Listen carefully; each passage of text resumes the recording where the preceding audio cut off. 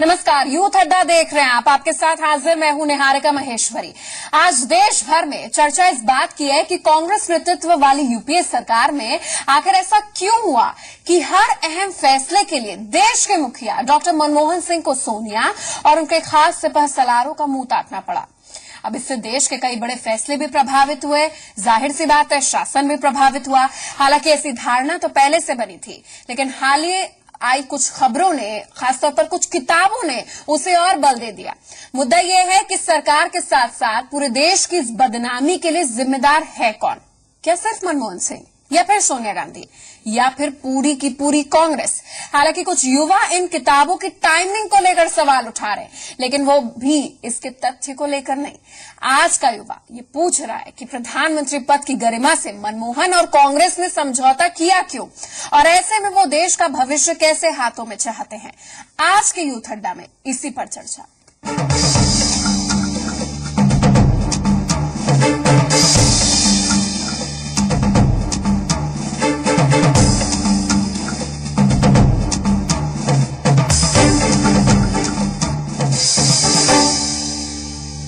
तो आइए सबसे पहले बात करते हैं संजय बारू की किताब द एक्सीडेंटल पीएम।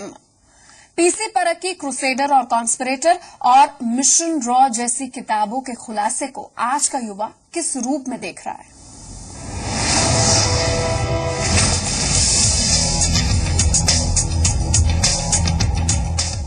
5 सालों बाद देश की जनता को ये मौका मिला है कि वो पार्टियों से सत्ता का हिसाब कर पाएं। इस वजह से देश का सियासी तापमान काफी बढ़ा हुआ है और ऐसे वक्त में एक के बाद एक 3 नई किताबों से सत्ताधारी गठबंधन में हड़कंप मचा हुआ है। सबसे पहले प्रधानमंत्री मनमोहन सिंह के पुराने सलाहकार संजय बारू की किताब द एक्सीडेंटल प्राइम मिनिस्टर ने बवाल खड़ा कर दिया, जिसका खुलासा ये है कि मनमोहन सिंह सोनिया गांधी और यूपीए की सहयोगी पार्टियों के सामने पूरी तरह सरेंडर कर चुके थे और इस तरह सत्ता के 2 केंद्रों ने कई अहम फैसलों को प्रभावित किया। युवाओं का कहना है कि सरकार के कामकाज के तरीकों से ऐसी धारणा जो पहले से ही बनी थी, इस किताब से वो और पुख्ता हुई है। एटलीस्ट बुक नहीं पढ़ रहे तो मीडिया में जिस तरीके की खबरें आ रही हैं बुक को लेकर, वो तो देख ही रहे हैं हम, तो ऑब्वियस है कि असर तो पड़ेगा उनकी बात पर। और जो पूरी कांग्रेस पार्टी और सोनिया गांधी और राहुल गांधी और मनमोहन सिंह, इन तीनों की जो इमेज है कि उन्हें रोबोट बना दिया है, अपने इशारे पर चला रहे हैं, तो वो तो कहीं ना कहीं पहले से ही बनी हुई है और ऊपर से इस बुक के आने के बाद सोने पे सुहागा। इसके बाद पूर्व कोयला सचिव पीसी परख की किताब ने यूपीए सरकार की बची खुची साख की भी धज्जियां उड़ा दी। इसके बाद रॉ के पूर्व अधिकारी आर.के. यादव की किताब मिशन रॉ के खुलासे में भी कई केंद्रीय मंत्रियों पर सवाल उठाए गए। इन सब से लगातार उठ रहे सवालों से खास तौर पर कांग्रेस बेहद परेशान है। हालांकि पीएमओ की तरफ से इन किताबों में उठाए गए सवालों का जवाब दिया गया, लेकिन यूपीए पर सबसे ज्यादा चोट एक्सीडेंटल पीएम किताब से हुई है, जिसमें मनमोहन सिंह की छवि एक गुलाम जैसी है, जिन्होंने पद पर बने रहने के लिए कई समझौते किए और रबड़ स्टैंप की तरह काम किया। ऐसे में आज का युवा हैरान है कि जिसे उसने देश की कमान सौंपी थी, वो किसी का गुलाम जैसा क्यों निकला।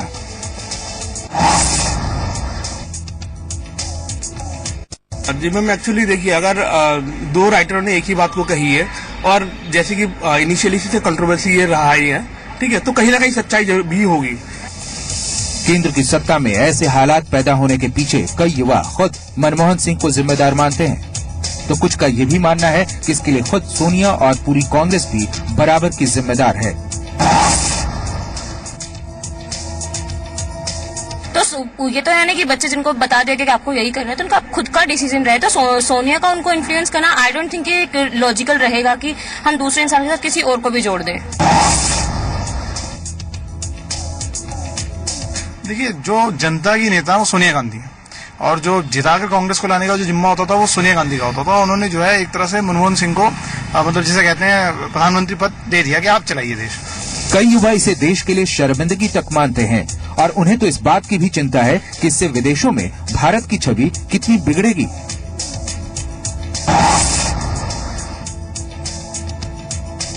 और हमें ये भी लगता है कि बाहर के लोग एक से पढ़ते होंगे, क्या हमारे लिए फील करते होंगे कि हमारे देश का प्रधानमंत्री ऐसा है, और ऑब्वियसली हम पे हमारे ऊपर भी वो लगता है कि हमने इनको बनाया है। देश का भविष्य आज के युवा ये मानते हैं कि बेहद सम्मानित पीएम पद की गरिमा तभी बहाल रहेगी जब देश में सत्ता का केवल एक ही केंद्र हो। जनरल एक होना चाहिए, उसके निर्णय होने चाहिए, अच्छे हो खराब हो, जनता में जाएं, चुनाव जीते हारे जो भी है, लेकिन एक केंद्र हो सत्ता का, इस तरह से बटा हुआ ना हो। और फिर चाहे वो मोदी हो या कांग्रेस या कोई तीसरा मोर्चे की जो भी बनती है, लेकिन एक होना चाहिए। ऐसे बटा हुआ जो है सरकार नहीं होनी चाहिए। अब ऐसे में आज के युवा देश में एक ऐसा सशक्त नेतृत्व देखना चाहता है जिसके हाथों में उनका भविष्य भी सुरक्षित हो। ब्यूरो रिपोर्ट, जी मीडिया। तो इस बेहद संवेदनशील मुद्दे को लेकर, जिसमें राजनीतिक और व्यक्तिगत हित है लेकिन देश हित नहीं है, इसको लेकर डीयू दिल्ली यूनिवर्सिटी के छात्र आखिर सोचते क्या हैं? कुछ तो साफ तौर पर प्रधानमंत्री को रबर स्टैंप मानते हैं, जैसा कि आपने सुना, लेकिन कुछ युवा ऐसे भी हैं जिनका कहना है कि हर आदमी का काम करने का अपना अलग तरीका होता है, इसे लेकर सवाल उठाना सही नहीं है। देश के प्रधानमंत्री मनमोहन सिंह को इन दिनों काफी मुश्किलों का सामना करना पड़ रहा है। एक के बाद एक 2 किताबों ने उनके मौन रहने की राज खोल दी है और उनपे जवाबी कई हमले किए हैं। और इस समय कई अहम सवाल खड़े उठते हैं कि क्या उन्होंने पीएम पद की गरिमा को दरकिनार कर दिया था? क्या इस पूरे मामले में कहीं न कहीं कांग्रेस पार्टी, सोनिया गांधी भी जिम्मेदार है? मैं इस वक्त दिल्ली यूनिवर्सिटी के कैंटीन में, और यहाँ मेरे साथ दिल्ली यूनिवर्सिटी के कई सारे स्टूडेंट्स हैं। मैं इनसे बात करती हूँ और जानती हूँ।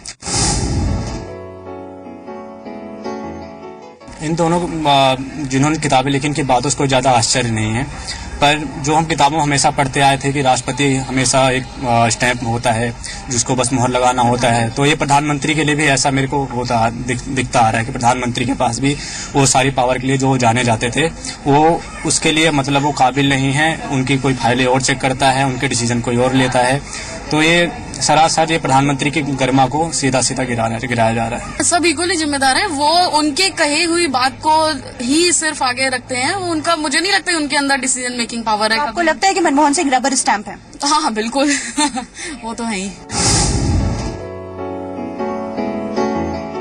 उन्होंने अपनी पावर का हो सकता है नहीं यूज कर पाए हो सकता है उनकी उसमें इंटरफेरेंस रही हो, और मोस्ट ऑफ द पीपल यही बोलेंगे कि हाँ उनके जो पावर वो यूज कर सकते थे उन्होंने नहीं किया है। अगर वो चाहते तो स्कैम को रोक सकते थे, क्योंकि एक पीएम के पास सबसे ज्यादा पावर होती है हमारी कंट्री में, जितना मेरे नॉलेज में है। तो अगर वो नहीं रोक सकते थे तो कोई और नहीं रोक सकता था। तो अगर कहीं तरीके से रुक सकती थी किसी भी तरीके से, तो वो उनके पास थी वो पावर। हर किसी का अपना एक काम करने का तरीका होता है। आप ये नहीं कह सकते कि जो बोल रहा है वही अच्छे से इम्प्लीमेंट कर सकता है हर चीज को। और as we can see after 2004 जो नेशनल एडवाइजरी कमेटी है तो हमेशा से अपने सजेशन देती है, तो ये नहीं कह सकते आपकी सोनिया गांधी इन्फ्लुएंस करती हैं हमेशा ही। और बाकी काम करने का जो तरीका होता है उस पर कैबिनेट डिसीजन लेती है, ऐसा नहीं है कि प्राइम मिनिस्टर ही अकेले ले सकते हैं, ये तो सबको पता है। अब इलेक्शन के टाइम पे अगर ये 2 बुक आ जाती हैं और तो एवरीबडी शुड नो कि क्यों, बिकॉज ऐसा कोई अजीब नहीं है कि प्रधानमंत्री ने ऐसा अभी बिल्कुल सामने आया, कुछ पहले से भी ऐसे आरोप लगते रहे। बिल्कुल वो हमेशा ही साइलेंट मोड पे ही रहते हैं। जैसे जब भी दिल्ली का रेप केस हुआ था तब भी उन्होंने कोई भी उनका स्टेटमेंट इस टाइप का नहीं आया, ना उन्होंने कुछ इस टाइप की कोई इस टाइप के स्टेप्स लिए जो मतलब लड़कियों के सिक्योरिटी के लिए कुछ हो सके। तो मुझे तो लगता है कि वो ठीक ही बात है। कभी मैंने उनको कुछ अच्छा सुनते हुए मैंने कभी नहीं देखा उनको। अगर सोनिया गांधी को सच में कोई डिसीजन लेना है तो खुद प्रधानमंत्री बनती, क्यों उन्होंने मनमोहन सिंह को बनाया प्रधानमंत्री। तो आगे सब कुछ राहुल गांधी के हाथ में, वो कैसा पार्टी के लिए डिसीजन देते हैं, कैसे पार्टी के डिसीजन को इन्फ्लुएंस करते हैं, तो सब कुछ मतलब कांग्रेस पार्टी पे निर्भर करता है अभी फिलहाल के लिए। लोकसभा चुनाव हो चुके हैं तो रिजल्ट आने ही वाला है कुछ टाइम में। तो जो भी न्यू पीएम आएंगे तो वो उनके ऊपर डिपेंड करता है किस तरह से काम करने वाले हैं। और अब जो चीजें पहले हो चुकी हैं उन चीजों को दोबारा ना दोहराया जाए, उन गलतियों को, उसके साथ साथ किस तरह से काम करते हैं उनके ऊपर डिपेंड करेगा। मैं कहीं ना कहीं उनको लगता है कि हाँ सोनिया गांधी ने इन्फ्लुएंस किया था। अगर सोनिया गांधी को डिसीजन लेना था तो उन्हें खुद प्रधानमंत्री बनना चाहिए था। कैमरामैन उमेश के साथ गीतिका वर्मा, जी मीडिया, दिल्ली। तो भोपाल के युवा ये मानते हैं कि इन किताबों से मनमोहन सिंह की छवि और खराब हुई है। एक्सीडेंटल पीएम के लिए खुद मनमोहन सिंह जिम्मेदार हैं। साथ ही ये कि कांग्रेस की डैमेज कंट्रोल की कोशिश इस बार तो काम नहीं आएगी। इनसे जितनी भी बातें हैं वो सामने ये निकल कर आ रही है कि युवा का ऐसे प्रधानमंत्री पर विश्वास नहीं है, वो देश क्या चलाएंगे। उनसे तमाम प्रश्न किए हमारे संवाददाता मकरंद काले ने। प्रधानमंत्री मनमोहन सिंह के जो कार्यकाल है उसको लेकर जो 2 किताबें संजय बारू और पीसी परख की आई, उसके बाद खासा हंगामा हुआ और प्रधानमंत्री मनमोहन सिंह की छवि को लेकर सवाल उठने लगे हैं। यूथ अड्डे में इस समय हम मौजूद हैं यहाँ कॉलेज कैंपस में और यहाँ के स्टूडेंट से जानने की कोशिश करते हैं कि इन 2 किताबों से प्रधानमंत्री की छवि को कितना असर पहुंचा है। सबसे पहली बात तो ये जो प्रधानमंत्री की एक इमेज है कि वो हमेशा चुप्पी साधे रहते हैं और मौन व्रत धारण किए, और अगर वो अब भी अपनी चुप्पी नहीं तोड़ेंगे तो ऑब्वियस है कि जनता कहीं ना कहीं इस बुक को पढ़कर कयास लगाएगी और बहुत असर पड़ेगा इस बात से, मतलब मनमोहन सिंह की छवि पर। देखिए, सबसे बड़ी जिम्मेदार तो मनमोहन सिंह है। अगर उनको इतना बड़ा पद भारत की जनता दे रही है और ऐसा ये सामने आ रहा है कि वो एक्सीडेंटल प्राइम मिनिस्टर, तो सबसे बड़ी दुख की बात उनके लिए है, क्योंकि नो डाउट वो बहुत बड़ी इकोनॉमिस्ट है। हमारे देश को उन्होंने बहुत अच्छी आर्थिक नीति भी दी है, लेकिन कहीं ना कहीं जो यूपीए की पॉलिसी है या फिर आप सोनिया गांधी की जो इमेज कहें या ब्रांडिंग कहें, उसके आगे कहीं ना कहीं वो सरदार जो सिंह किंग के नाम से कभी कहे जाते थे और बिल्कुल झुक चुके हैं और बिल्कुल आपने जो बात कही रबर स्टम्प के रूप में, वो रबर स्टम्प के रूप में ही काम कर रहे हैं। खुद मनमोहन सिंह पे जो है बहुत सारे आरोप हैं, जाते हुए प्रधानमंत्री हैं और चूंकि एंड ऑफ द डे चाहे सोनिया गांधी पावर में रही हो, सारी सत्ता उनके हाथ में हो, लेकिन साइन तो मनमोहन सिंह के ही हो रहे थे। तो जो भी आरोप लेंगे वो तो मनमोहन सिंह पे ही लगेंगे और आरोप की जवाबदेही जो है लोकतंत्र में वो प्रधानमंत्री पद के होने के नाते मनमोहन सिंह की ही होगी। हमेशा जिस तरीके से वो चुप्पी साधे रहते हैं उन्होंने बहुत गलत किया। कई बार हमें बोलना ही पड़ता है, चुप रहने से काम नहीं चलता। और जिस तरीके से दिग्विजय सिंह ने भी कहा, अभी एक बयान दिया है कि जनता ये बुक नहीं पढ़ेगी और कोई इमेज पर उनके कोई असर नहीं पड़ेगा, तो ऐसा भी नहीं है कि लोग बुक नहीं पढ़ेंगे। दोनों किताबें ये दोनों बहुत खास किताबें, क्योंकि कोयला घोटाले की खुद जो है मनमोहन सिंह उसके दायरे में है और कोयला जो सचिव है वो जिनपे खुद सीबीआई जो है केस जिसने जो है कर रखा है वो किताब लिख रहे हैं और दूसरी किताब उनके जो है मीडिया सलाहकार लिख रहे हैं। तो दोनों ऐसे मतलब इतने करीबी लोग हैं दोनों के, अगर लिखने पे आ जाएं और मतलब पब्लिकली जब चीजें छुपी हुई हैं उन्हें करने पे आ जाएं तो पता नहीं क्या क्या खुलासे अभी और हो सकते हैं। उसके बाद हड़कंप मच सकता है।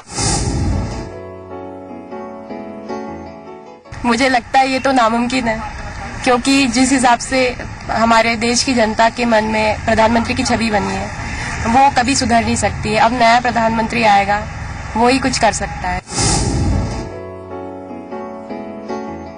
डैमेज कंट्रोल की बात है तो यूपीए गवर्नमेंट जब से अपने दूसरे कार्यकाल में आई है तब से इसकी छवि लगातार गिर रही है। घोटालों पर विपक्षों ने ए से जेड तक बाकायदा एक लिस्ट तैयार करी है। तो डैमेज कंट्रोल की पूरी कोशिश यूथ ब्रिगेड यानी कि राहुल गांधी कर रहे हैं, यूथ के बीच कैंपेन कर रहे हैं, लेकिन मुझे नहीं लगता कि डैमेज कंट्रोल इतनी जल्दी कर पाएंगे। मुझे नहीं लगता कि अब इतना वक्त बाकी है कि उनकी छवि कहीं से कहीं सुधारी जा सकती है या सुधर